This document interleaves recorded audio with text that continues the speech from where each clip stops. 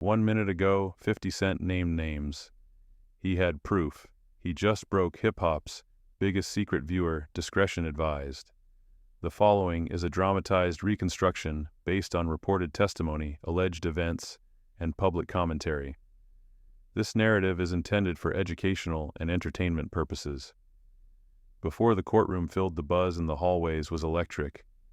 The gallery was already packed, reporters whispering, legal assistants typing frantically. It wasn't just another high-profile trial. This was the Diddy case. And today's witness, 50 Cent. Not through a live stream, not a meme. This was real, under oath. He stepped into the witness box with that signature walk, confident, deliberate, and unreadable. The judge looked up.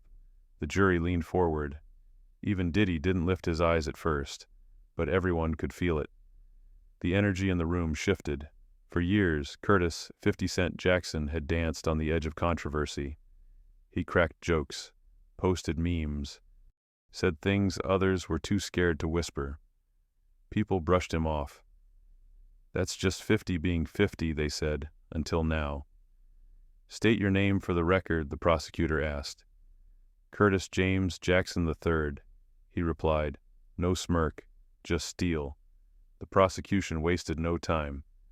You've made several public statements about Mr. Combs over the years. Why? 50 shifted slightly. Because nobody else would. Because I was there. Because I saw too much and heard even more. The room froze. This wasn't gossip. This wasn't blog talk. This was sworn testimony in a federal courtroom. Let's talk about the Drink Champs interview, the prosecutor said. A clip began playing. Diddy on screen leaning into rapper Fabulous. We never party together, Fab. Never. I keep telling you we gotta party together. Fab laughed nervously, looked away. The jury watched the clip with clinical detachment. But the moment it ended, 50 added quietly, that wasn't a joke, that was fear. I was there. I saw Fab shrink like a kid getting called out. He paused. That's Puff's thing. Pressure. Charm at first, then pressure, and if you resist, it gets worse. 50 described an after-party at a Miami hotel. Industry folks, alcohol flowing, people getting loose. Puff pulling people into VIP rooms. I told Fab, if you don't want to be here, dip now. And he did. Out the back. Didn't say goodbye, just vanished. The prosecution shifted gears. You said you brought a list today. 50 reached into his jacket, pulled out a folded sheet. Yeah, this is part of it. Names, situations, stuff people been too scared to say. Diddy didn't flinch, but his lawyers leaned in.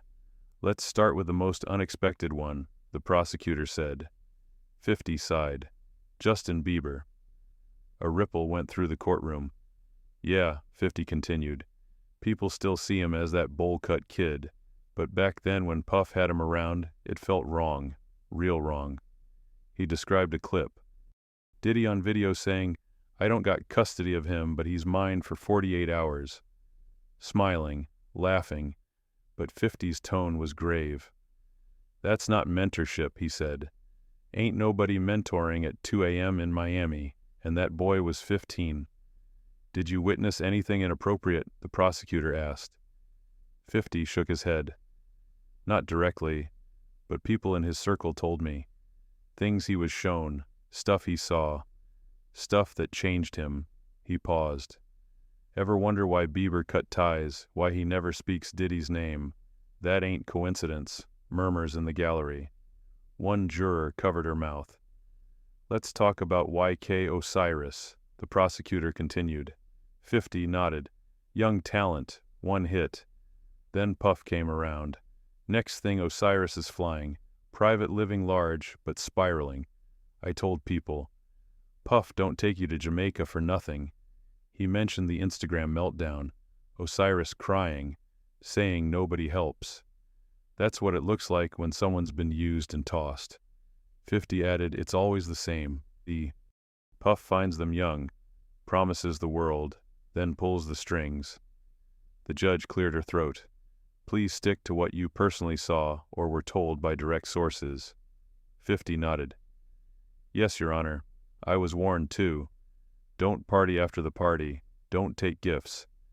And if Puff says, let's chill upstairs, don't. He looked at the jury. That's when it gets dark. Diddy remained expressionless. The prosecution asked about Gene Deal, Diddy's former bodyguard. Gene told me about a night with Ja Rule.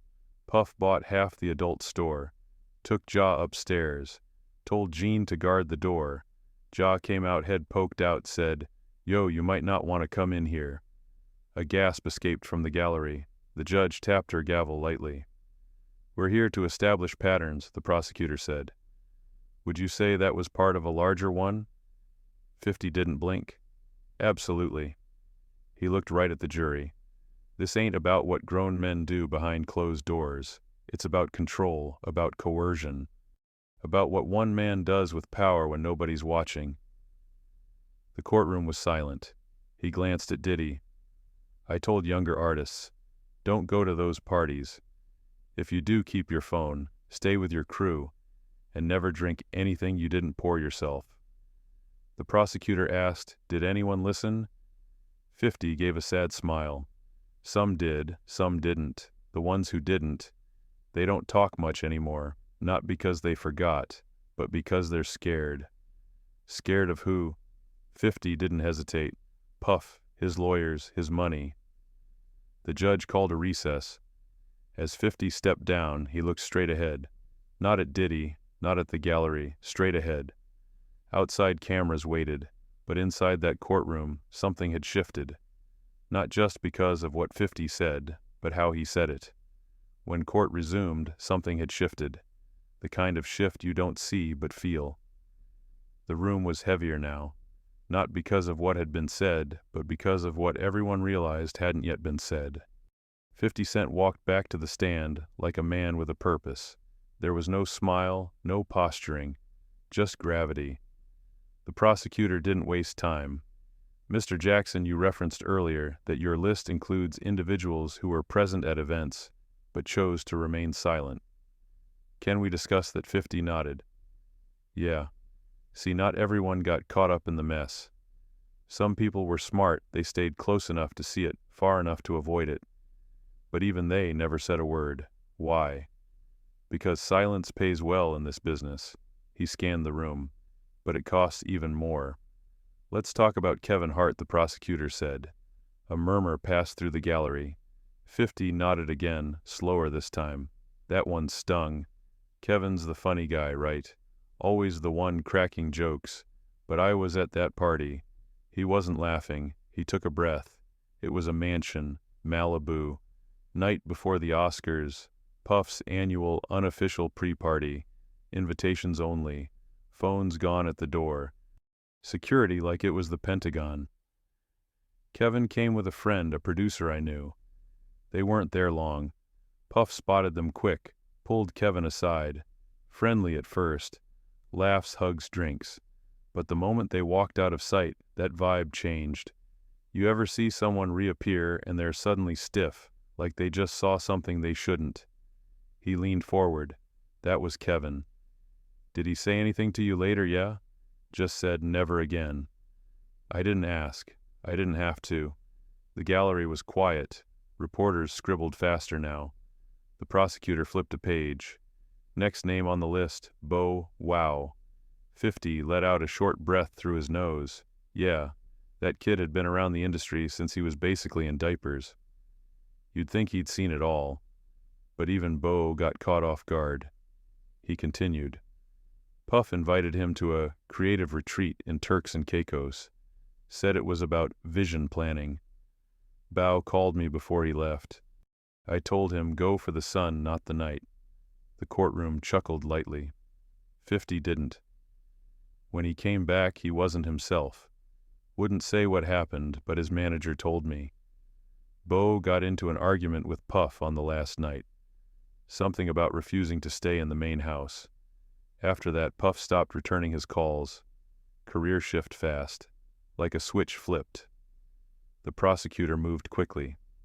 Let's discuss Trey Songz. 50 nodded solemnly. That one got quiet fast. Puff brought Trey around during one of those late summer parties in the Hamptons. One of those where NDAs are thicker than the wine list. He shifted slightly. I heard from 2 stylists and 1 driver. Trey got asked to model something private. He refused. Puff wasn't used to hearing no like that. What happened after Trey disappeared for 2 days? His label said he was on break. Nah, he was hiding. The judge cleared her throat but didn't interrupt. This isn't about who did what behind closed doors. 50 added, it's about the pattern, the lure, the trap, and how easy it is to walk into when someone like Puff tells you it's just a party.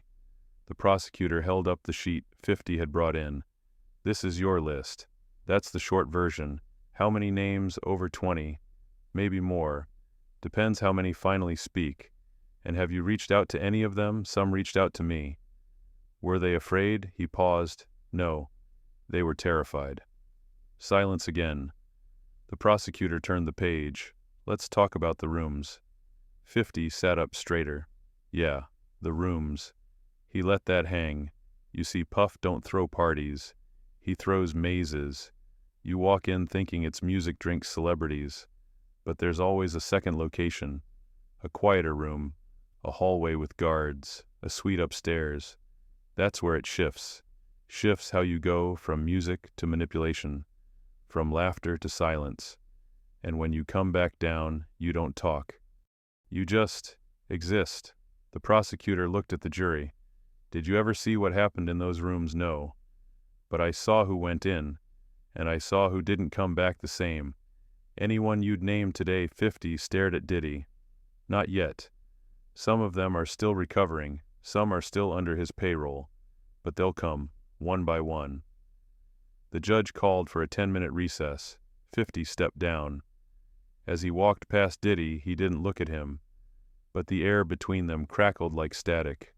Outside, the media frenzy exploded. Inside, the walls of silence were starting to shake. This wasn't just about secrets anymore. This was about structure, about systems, and 50, he was just getting started. The courtroom returned from recess still hushed. Gone were the whispers and side glances, now replaced by the kind of stillness reserved for funerals or earthquakes.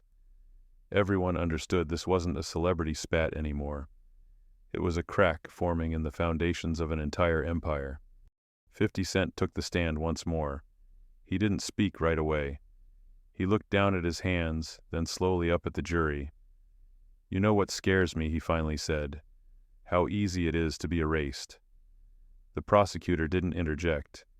They knew this wasn't about procedure anymore. This was confession, revelation.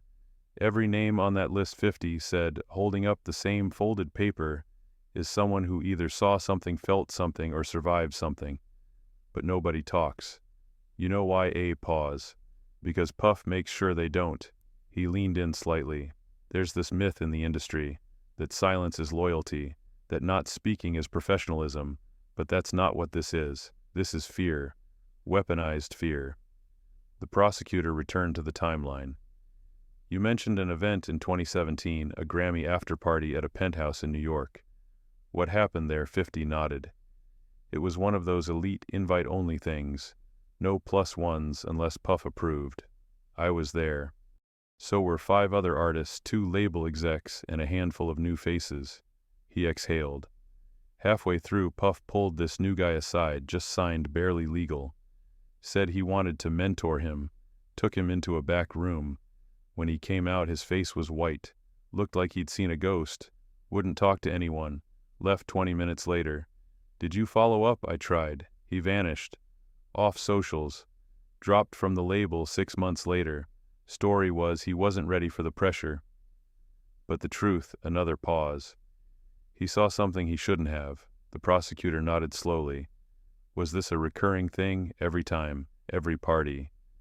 Puff builds the scene, then filters who gets to see the next level. And that next level.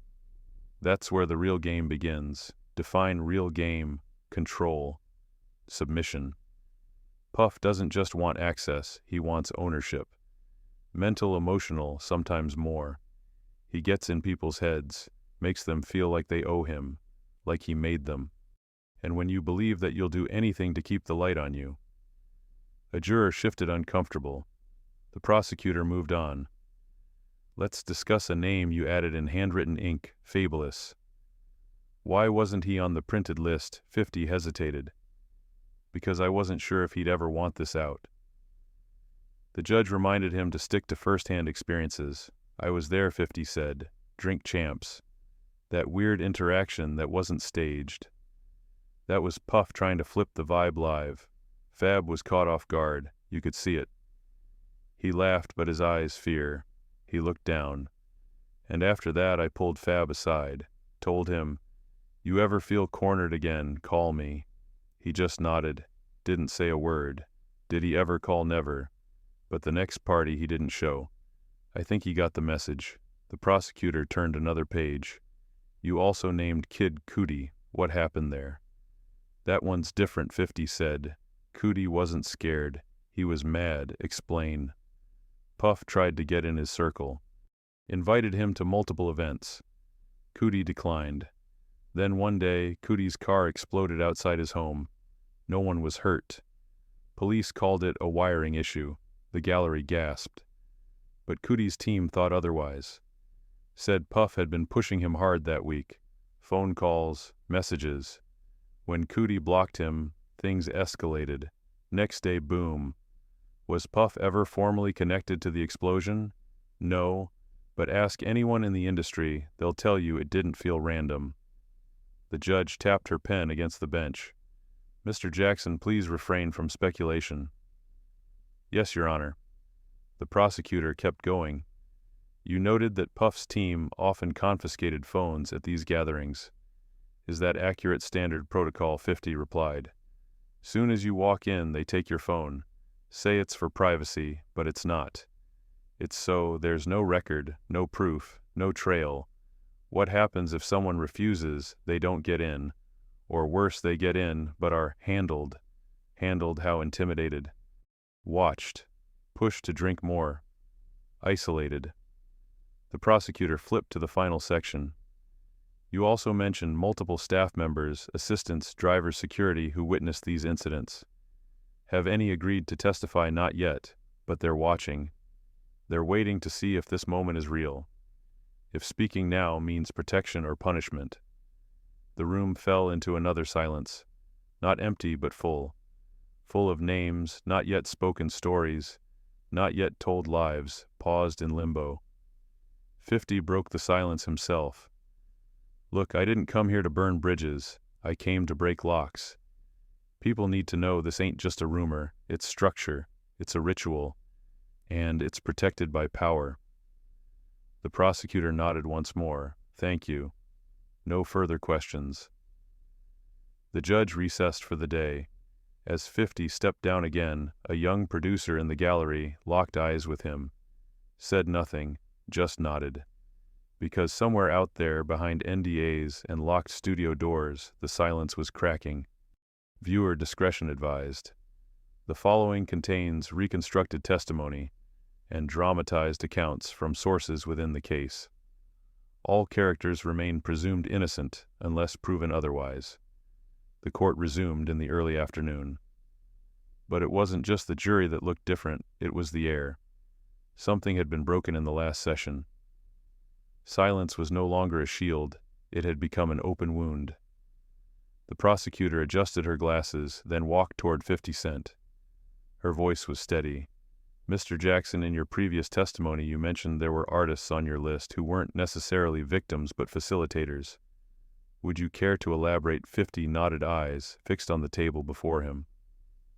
Yeah, some of them helped.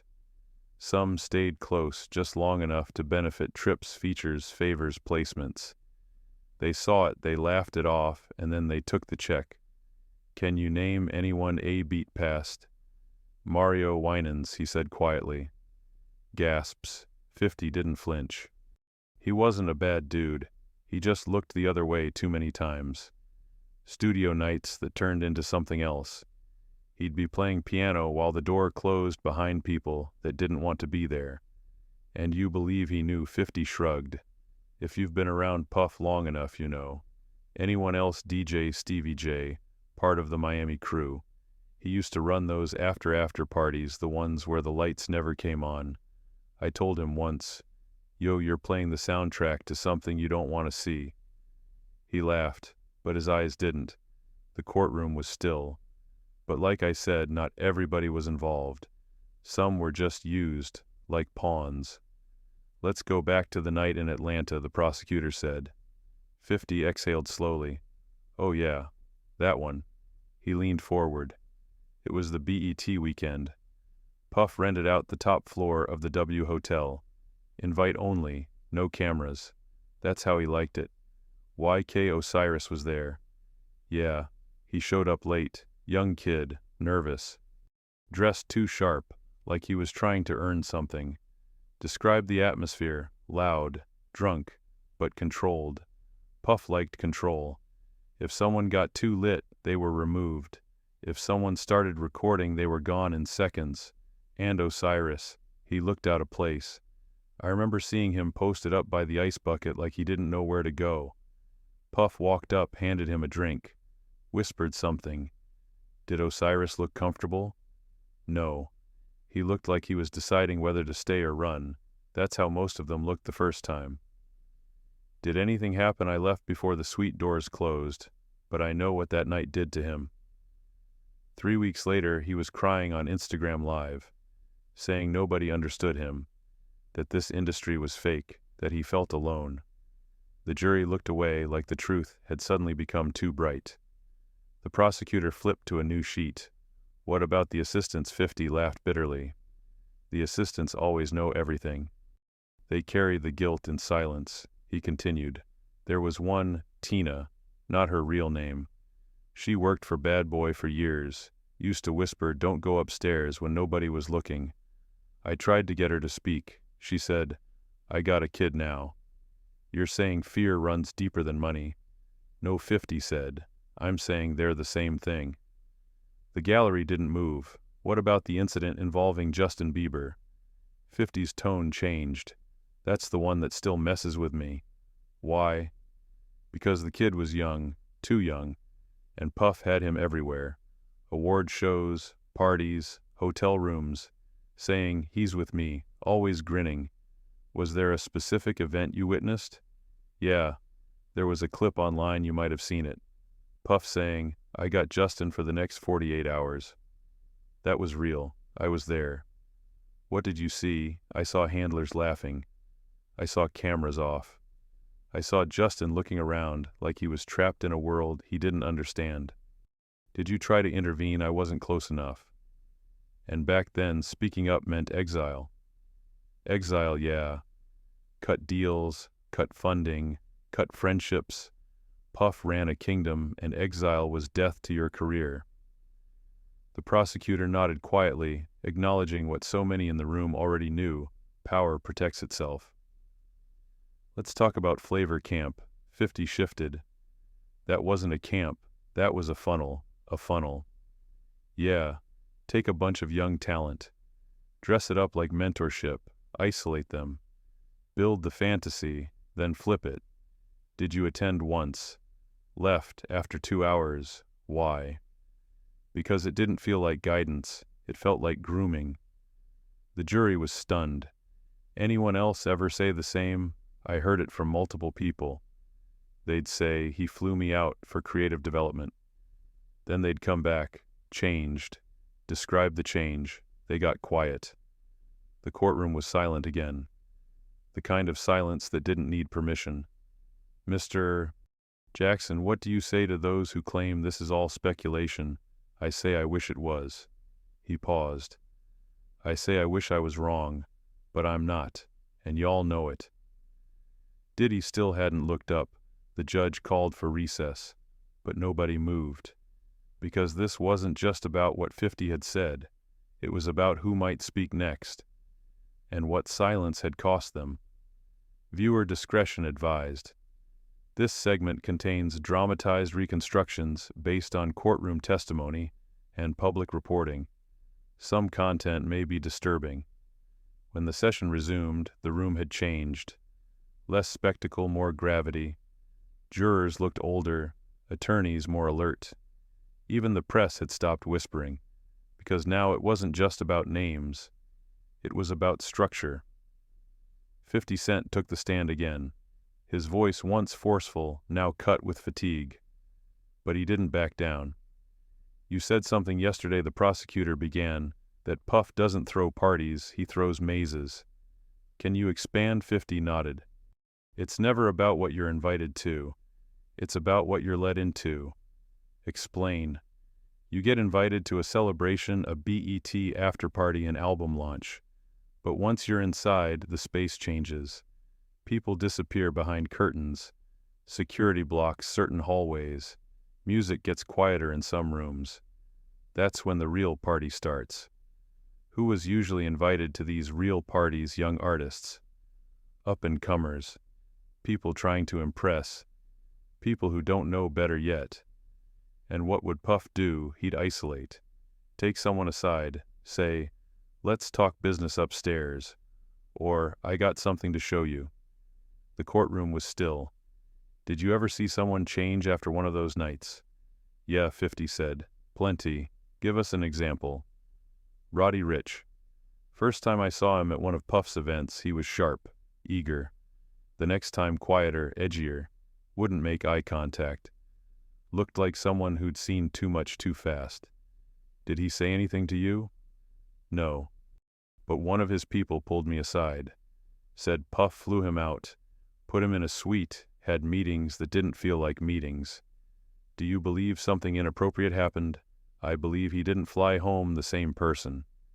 The gallery was silent. "Let's talk about the incident at Coachella." 50 nodded slowly. "That was one of the most blatant. Describe it." "Puff rented a private compound nearby. Invite only. NDAs thicker than passports. YK Osiris was there. So was Tory Lanez. Night started chill. Poolside drinks. Then Puff disappeared with a group of people, Osiris included. What happened next?" "Around 2 a.m., Osiris ran out the front. Shirt half buttoned. Looked like he was hyperventilating. Got in a car, peeled off. Didn't say a word. Did you follow up?" I tried. "He ghosted everyone for 3 days. When he reappeared, he told his label he was done with the scene." "Was that the last time you saw him?" "Yeah, at least in that space. I heard he's been trying to rebuild, but he stays low." The prosecutor glanced at the judge, then continued. "You also mentioned something about house staff." 50's tone sharpened. "Yeah, housekeepers, security, drivers. They saw more than anyone." "Did you speak to any directly?" "2 drivers and a chef. They all said the same thing. After a certain hour, things got weird. Orders changed. Guests weren't allowed to leave. Phones vanished. Clothes went missing. Clothes, yeah. One driver said a guest came down at 5 a.m. looking for his pants. Said they'd been taken for dry cleaning. No one saw them again. Why would someone take a guest's clothes? Control 50 said. You take a man's phone and his clothes, you own his exit. The prosecutor let that settle. You also referenced Puff's private security. Can you describe their role? They weren't bodyguards, 50 replied. They were sentries, watched entrances, blocked exits, made sure no one wandered. Did you ever confront any of them once? At a rooftop event. I tried to leave early. One of them stepped in my path, said Puff wanted to say goodbye. I told him I'd say it tomorrow. He didn't move. I had to call my own security to clear the way. The room tensed. Was that common for certain guests? Yeah, especially the young ones, the ones still trying to earn their spot. The judge leaned forward. Mr. Jackson, please stay within the bounds of confirmed behavior. 50 nodded. Yes, Your Honor. I'm telling you what I saw. Let's move to the studio incidents. Which one? 2019. The session with Chris Brown. 50's jaw tightened. That one nearly broke me. What happened? Chris showed up early. Puffy was late. When he finally arrived, the energy shifted. Closed the blinds. Locked the doors. Told the engineer to shut it down. Said this wasn't about music anymore. Did Chris react? He bounced. 15 minutes later, he was gone. No goodbye. Just out. Did he say anything to you? Just 2 words. Never again. The prosecutor paused, then, "Did you add him to your list?" "No. He asked me not to. Said he'd speak when he was ready." The courtroom held its breath. "Mr. Jackson," the prosecutor said, "what is your goal here?" 50 didn't hesitate. "To make sure no one else gets trapped. That's it. I'm not here for clout. I'm here because people trusted me to speak. Do you fear retaliation? Of course. But fear don't silence me. It fuels me." The judge called for adjournment. 50 stepped down. Outside, dozens more had gathered. Reporters, activists, fans. Some were crying, some were quiet, but all were watching. Because this wasn't just about Puff anymore. This was about who'd been silent and why. Day 5, the final day. They brought 50 Cent back for one last session. He looked different. Still composed, but there was something behind his eyes now. Like the weight of what he'd carried had finally shifted. Not gone, but redistributed, shared. The prosecutor stood. "Mr. Jackson, we've reviewed names, events, and patterns. But today we'd like to understand something deeper, the system. How did this go on for so long?" 50 took a breath. "Because Puff wasn't just a man," he said. "He was a machine, built on charm, fear, and protection. People didn't see the strings because he made the show look too good. Can you explain?" He had layers, handlers, lawyers, executives, party planners. Everyone had a job not just to help him live that life, but to protect it. And when something went wrong, he looked at the jury. They buried it, paid it, silenced it. The courtroom was quiet again. "What about NDAs?" the prosecutor asked. "Standard. You couldn't pour champagne at a Puff event without signing paperwork. Some people signed without reading. Others knew exactly what they were agreeing to silence. Did you ever sign one once, early, backed out before the event? Got a call the next day from someone high up telling me not to talk. And did you?" He smiled faintly. "I'm talking now." Laughter rippled, then died. "Let's talk about the aftermath," the prosecutor continued, "of those who left, who vanished. What happened to them?" 50's voice was low now. "Some broke, some drank, some OD'd, some disappeared completely. You'd see them at one party glowing, then a month later, gone. No music, no press, just gone. Do you think it was intentional? I think it was consequence." The prosecutor hesitated. "You mentioned earlier that some names on your list were collaborators, people who enabled. Will you name them today?" 50 shook his head. "Not now. Not yet. That part ain't my place. That's their reckoning to face. Then what is your place?" He looked out at the courtroom. "My place is to say it out loud. To make the silence louder than the music. To let the next kid know this ain't normal, this ain't success. It's a trap wrapped in diamonds." He unfolded the paper. "This list, it ain't just names, it's stories, warnings. And not everyone on here is a victim, but every one of them matters. Because if they don't, none of us do." The prosecutor approached the bench. "Your Honor, with the court's permission, Mr. Jackson would like to read the remaining names into the record." The judge nodded. 50 stood. He didn't look at his paper, he just began. Bow wow.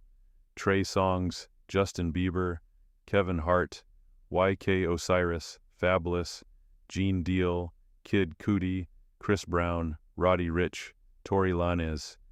And some I won't say not today, but they know, and they're watching. He folded the paper again. That's it. No gasps, no whispers. Just silence. And then the judge asked a question no one expected. "Mr. Jackson, why now?" He didn't hesitate. "Because I got a son," he said, "and I don't want him growing up thinking this is the cost of fame. I want him to know you can have power without using it to hurt people." The judge nodded. "Thank you." That was it. The end of testimony, but not the end of fallout. Outside, the world had already begun to shift. Streaming services paused contracts. Brand deals were reevaluated. Old footage was pulled from archives. And the internet, it exploded. Clips went viral, memes stopped. Think pieces dropped by the hour. More names came forward, quietly, cautiously, but they came. Some said I was there too. Others simply posted a black square and puff. He didn't speak, not once, not outside that courtroom, not online, because this time silence wasn't power. It was a question, and everyone was waiting for the answer.